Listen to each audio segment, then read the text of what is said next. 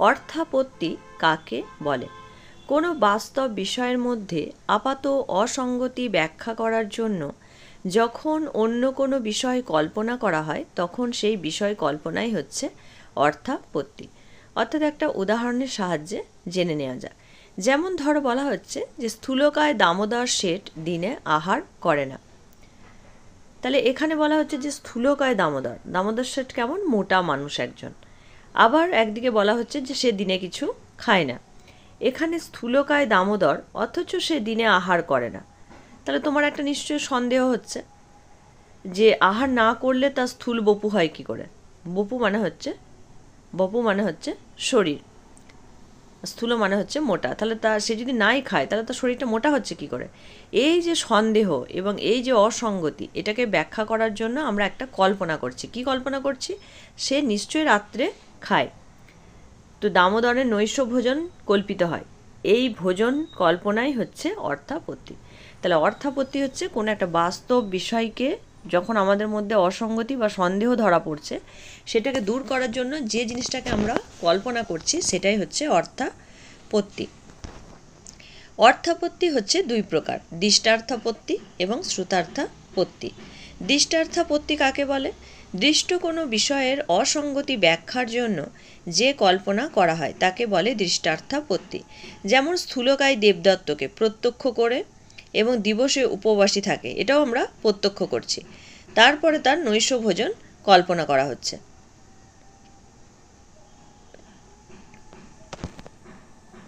কি বলছে? দৃষ্ট কোনো, যেমন ধরো এই যে একটু আগে আমি উদাহরণ দিলাম দামোদর শেঠ বা দেবদত্ত, যা খুশি তোমরা নাম দিতে পারো।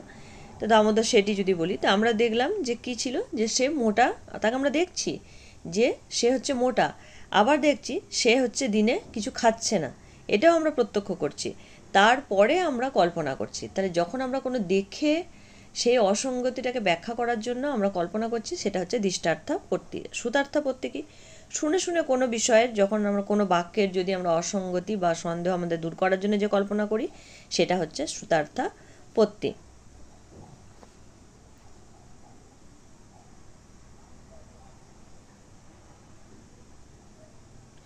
যেমন ধরো শ্রুতার্থাপত্তি কি? যেমন ধরো বললাম যে জীবিত সোমনাথ বাড়িতে নেই। এখানে কি বলছি? সোমনাথ হচ্ছে জীবিত এবং সেই সোমনাথ হচ্ছে বাড়িতে নেই। এই দুটি বাক্য শুনে আমাদের কি মনে হচ্ছে? যে সোমনাথ জীবিতও রয়েছে, আবার সোমনাথ হচ্ছে বাড়িতে নেই। শুনলাম আমরা কথাটা, এই শোনার পরে আমাদের কি মাথায় কি কল্পনা হলো?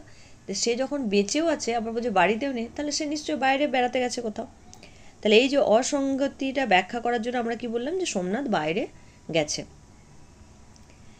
তাহলে এই যে শুনে আমরা যখন কোনো অসঙ্গতি ব্যাখ্যা করব সেটা হচ্ছে শ্রুতার্থাপত্তি, দেখে যখন আমরা কোনো অসঙ্গতি ব্যাখ্যা করব সেটা হচ্ছে দৃষ্টার্থা অর্থাপত্তি। কারা অর্থাপত্তিকে স্বতন্ত্র প্রমাণরূপে স্বীকার করেছেন? মীমাংসকগণ আর বৈদান্তিকরা অর্থাপত্তিকে স্বতন্ত্র প্রমাণরূপে স্বীকার করেছেন। অনুপলব্ধি কাকে বলে? প্রত্যক্ষযোগ্য বস্তুর এবং উপলব্ধির অনুকূল সকল কারণের উপস্থিতি সত্ত্বেও উপলব্ধির অভাবই হচ্ছে যথার্থ অনুপলব্ধি। তো এত কিছু হওয়ার পর যখন আমাদের উপলব্ধির কোনো কিছু অভাব হয় তখনই সেটা হচ্ছে অনুপলব্ধি। প্রভাকর মিশ্রের দার্শনিক মত কী নামে পরিচিত? প্রভাকর মিশ্রের দার্শনিক মত হচ্ছে গুরুমত নামে পরিচিত। কুমারিল ভট্টের দার্শনিক মত কী নামে পরিচিত? ভট্টমত বা ভাট্টমত নামে হচ্ছে পরিচিত। তো এই প্রশ্ন উত্তরগুলো তোমরা করে নিও। আজ এখানে শেষ করছি।